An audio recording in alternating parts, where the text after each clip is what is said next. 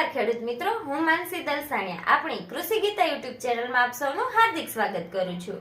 તો અત્યારે જે ખેડૂત નોંધણી એટલે કે ફાર્મર રજિસ્ટ્રીનું જે કામ ચાલુ છે, તો તેમાં આપણે આગળ બે વિડીયો બનાવેલા છે કે આપણે જાતે આપણું જે ફાર્મર રજિસ્ટ્રીનું કામ આપણે જાતે કરી શકીએ છીએ। તેના વિશેના આપણે બે આગળ વિડીયો બનાવ્યા છે। તો તેમાં ઘણા બધાની કોમેન્ટ આવે છે કે તેમાં ઘણી ક્વેરી આવે છે કે પ્રશ્નો આવે છે। તો આજે આપણે આ વિડીયો તે પ્રશ્નો અને જે ક્વેરી આવે છે તેના નિરાકરણ માટેનો બનાવીએ છીએ। તો વિડીયોના અંત સુધી જોડાઈ રહેજો, જેથી તમને જે ક્વેરી અથવા તો જે પ્રશ્નો થાય છે તો તેનું તમને નિરાકરણ મળી રહે આ વિડીયો થકી। અને હજુ સુધી જે ખેડૂત મિત્રોએ આપણી ચેનલને સબસ્ક્રાઇબ નથી કરી તે કૃષિ ગીતાની બાજુમાં સબસ્ક્રાઇબ બટન છે તેના પર ક્લિક કરીને સબસ્ક્રાઇબ કરી દો, જેથી તમને આવા ખેડૂત લક્ષી અથવા તો ખેતી લક્ષી માહિતી મળતી રહે। તો ચાલો આજે આપણે પ્રશ્નોની શરૂઆત કરીએ।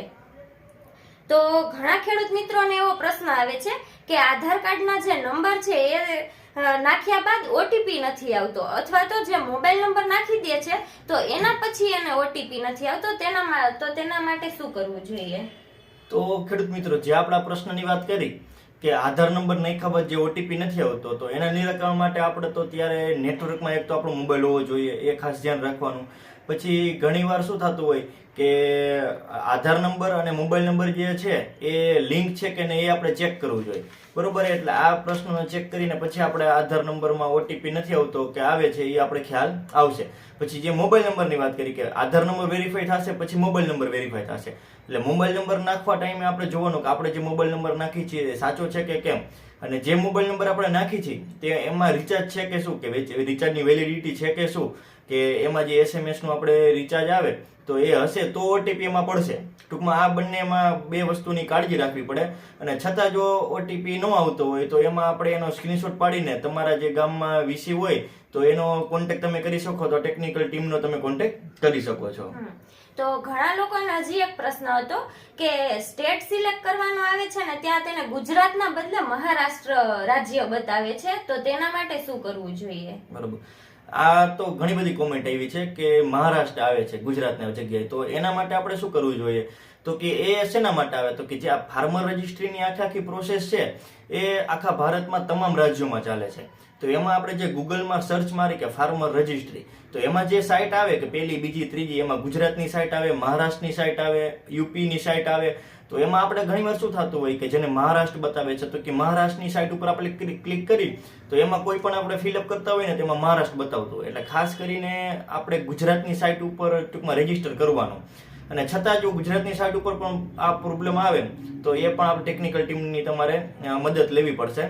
અને એ જે ગુજરાતની સાઇટ છે હું લિંક તમને ડિસ્ક્રિપ્શનમાં મૂકી દઈશ, તો એના ઉપરથી આપણે એમાં ફોર્મ ભરી શકાય। અને ઘણા ખેડૂત મિત્રોને એ પણ એરર આવે છે કે 502 બેડ ગેટવે કરીને એરર લખેલી આવે છે, તો તે લોકોએ શું કરવું જોઈએ? ઓકે, તો જે આ જે એરર છે ને એ વેબસાઇટના પ્રોબ્લેમને લીધે આવે છે, એમાં કોઈ આપણે ટૂંકમાં ડરવાની જરૂર નથી, કારણ કે અત્યારે જે આ વેબસાઇટ છે નવી છે અને એક સાથે ઘણા બધી અરજીઓ ખેડૂત મિત્રો કરતા હોય તો તેના કારણે આ એરર આવવાનો ટૂંકમાં પ્રશ્ન રહેતો હોય, પણ થોડા સમય પછી આ પણ એરર વહી જશે। અત્યારે ટૂંકમાં ટેકનિકલ ઇસ્યુને કારણે આ એરર આવે છે। અને ઘણા લોકોને એક સર્વે નંબર ઉપર એક થી વધારે લોકોના નામ હોય તો એ લોકોએ શું કરવું જોઈએ? કે બધા લોકોના ફોર્મ ભરવા પડે કે શું એમાં છે? એમાં માનો કે આપણે ઘણીવાર એવું હોય કે સંયુક્ત ખાતું હોય કે એક સર્વે નંબરમાં એક થી વધારે નામ હોય, ઘણીવાર 5 હોય, 3 હોય, 10 હોય, 12 હોય, ટૂંકમાં આટલા બધા નંબર હોય, તો જેટલા સર્વે નંબરમાં નામ છે ને એ બધાના ફોર્મ ભરવા જરૂરી છે, કારણ કે જેટલા ટૂંકમાં કોઈ પણ ગવર્મેન્ટની યોજનાનો તમારે જો લાભ લેવો જોશે આગળ ને એમાં ટૂંકમાં આ બધાનું રજીસ્ટ્રેશન કરવું ફરજિયાત છે, કારણ કે જે પણ સંયુક્ત સર્વે નંબર છે તો માનો કે સપોઝ એક ઉદાહરણ તરીકે 5 સર્વે નંબરમાં એક સર્વે નંબરમાં 5 વ્યક્તિના નામ છે તો 5નું રજીસ્ટ્રેશન અલગ અલગ આધારથી સેમ સર્વે નંબરમાં કરવાનું એ ફરજિયાત છે, તો જ એ આગળ લાભ લઈ શકશે। અને ઘણા લોકોને પોતાના ગામ કરતા બીજા ગામમાં જમીન હોય તો એ લોકોને કેવી રીતે એની વિગતો ઉમેરવાની થાય? બરોબર, તો આપણે આમાં શું કરવાનું હોય કે જ્યારે લેન્ડ ડિટેલ્સ નાખવાની હોય, જમીનની વિગત જ્યારે નાખવાની હોય ત્યારે આપણે જિલ્લો સિલેક્ટ કરી પછી આપણો તાલુકો સિલેક્ટ કરીને આપણું ગામ સિલેક્ટ કરતા હોય, ને આપણા ગામમાં પછી જે આપણો સર્વે નંબર હોય અને પૈકીનો સર્વે નંબર હોય એ તમે સિલેક્ટ કરો એટલે ઓટોમેટિક એ સર્વે નંબરની ડિટેલ્સ આવી જાય। તો એને એડ કરી દીધી.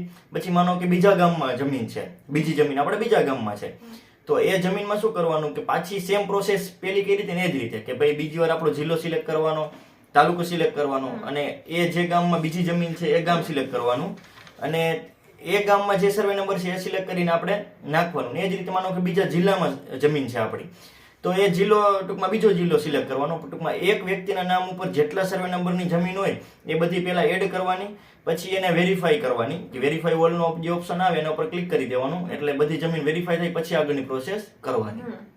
અને એક ખેડૂત કેટલી વાર આ જે ફોર્મ છે એ ભરી શકે છે? એક ખેડૂત છે ને એ એક જ વાર આ ફોર્મ ભરી શકે. એટલે જ્યારે આપણે પહેલી વાર આ ફોર્મ ભરતા હોય ત્યારે ખાસ કાળજી રાખીને જે પણ આપણી ડિટેલ્સ છે એ પૂરેપૂરી આપણા ફોર્મમાં ફિલઅપ કરી દેવી જોઈએ. અને ઘણા લોકોની એવી કોમેન્ટ હતી કે જે ફાર્મર કોન્સેપ્ટ છે તેના પર ક્લિક નથી થતું, તો એ લોકોએ શું કરવું જોઈએ? આ પણ ઘણો બધો પ્રશ્ન આવતો હતો. એમાં ટૂંકમાં જોઈએ ને તો કે આ વસ્તુમાં એવું થાય કે માનો કે આપણે આખી પ્રોસેસ કરતા હોય, છેલ્લા ટીક કરવાના આવે ને તો આપણે આખી પ્રોસેસમાં ઘણી વાર લાગી હોય, તો નેટવર્ક ઇસ્યુના કારણે આપણે ટૂંકમાં પ્રોબ્લેમ થતો હોય તો એકવાર લોગ આઉટ કરીને પાછું લોગિન કરીને આપણે ટ્રાય કરવાની કે ક્લિક થાય છે કે કેમ. જો હજી ન થતું હોય ને તો શું કરવાનું, જે લોકો મોબાઈલથી રજીસ્ટ્રેશન કરે છે એને ડેસ્કટોપ સાઇટ જે આવે એ આપણે મોબાઈલમાં એને ચાલુ કરી દેવાની, અને જો પીસીમાં કરતા હશે તો કોઈ ઇસ્યુ આવવાનો નથી, પણ મોબાઈલમાં જે કરતા હોય ને ખાસ કરીને એ સાઇટ આપણે ટૂંકમાં ડેસ્કટોપ સાઇટ ચાલુ કરીને પછી આ ફોર્મ ફિલઅપ કરવાનું, એટલે આ પ્રોબ્લેમ નહીં આવે. અને એકવાર જો આ ફોર્મ ભરાઈ જાય તો પછી તેમાં કઈ સુધારો થઈ શકે કે કેમ? હવે અત્યારે હમણાં જોઈએ ને તો કે અત્યારે એકવાર ફોર્મ ભરાઈ ગયા પછી અત્યારે કોઈ એવી સુવિધા નથી કે આમાં આપણે કોઈ એડિટ કરી શકીએ, પરંતુ વીસીના જાણ ટૂંકમાં આપણે કરવામાં આવેલ છે કે વીસી દ્વારા કે આગળ જતા ટૂંકમાં આમાં એડિટનો ઓપ્શન આવી શકે છે, ત્યારે આપણે કરી શકીએ એડિટ, અત્યારે નથી કઈ. અને ઘણા લોકોને એવો પ્રશ્ન છે કે ડિટેલ ભરી દે છે પછી જે સ્કોર બતાવે છે એ ઘણાને ઓછો બતાવે છે, તો એ સ્કોર વધારવા માટે એ લોકોએ શું કરવું જોઈએ કે ઓછો સ્કોર ચાલે?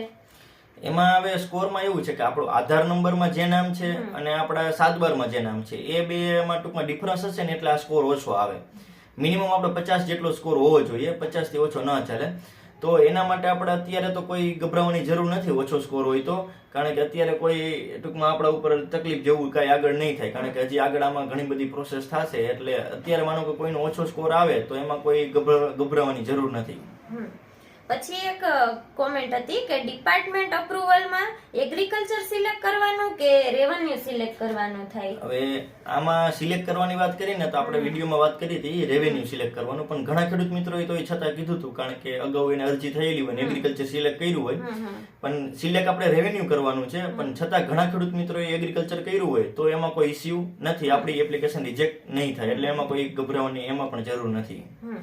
અને ઘણાને એવું જે મનમાં પ્રશ્ન થાય છે કે જે આ લેન્ડ ઓનરશિપ ડિટેલ છે એમાં જે આઈડેન્ટિફાયર ટાઈપ આવે છે તો તેમાં એ લોકોએ શું કરવું જોઈએ? જેમ કે એસઓ, ડબલ્યુઓ, પછી સીઓ આવે છે, ડીઓ આવે છે, તો એ કેવી રીતે સિલેક્ટ કરવું જોઈએ એ લોકો? હવે આ થોડીક સમજવાની જરૂર છે કે માનો કે એસઓ S/O કરીને જે આવે એ સન ઓફ, એટલે કે માનો કે કોઈ પુત્રના નામની જમીન છે તો એસો સિલેક્ટ કરવાનું, અને જ્યાં નામ લખવાનું આવશે ને એને પિતાનો આવશે કે સન ઓફ, એટલે ટૂંકમાં આનો પુત્ર એમ, બરોબર.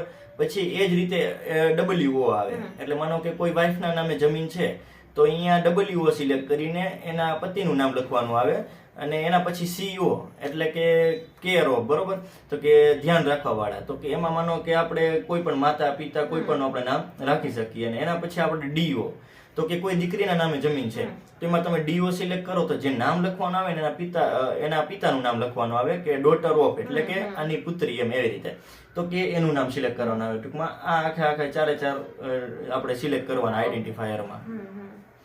તો ખેડૂત મિત્રો, આટલા બધા પ્રશ્નો આપણે અત્યારે જોયા કે જે મેજર ઇસ્યુ આવતા હતા તો એના વિશે આપણે અત્યારે ચર્ચા કરી. અને આના સિવાય કોઈ પણ તમને ઇસ્યુ આવતા હોય કે કાંઈ એરર આવતી હોય તો તમે હજી કોમેન્ટ બોક્સમાં લખી જણાવજો, તો એને પણ આપણે ઉકેલવાની ટ્રાય કરશું. ને ખેડૂત મિત્રો, તમને આ માહિતી કેવી લાગી? જો માહિતી પસંદ આવી હોય તો અમારા આ વિડીયોને લાઈક કરો, બીજા ખેડૂત મિત્રો ગ્રુપમાં શેર કરો, અને અમારી આ કૃષિ ગીતા ચેનલને સબસ્ક્રાઇબ કરી દો. આભાર. જય જવાન, જય કિસાન.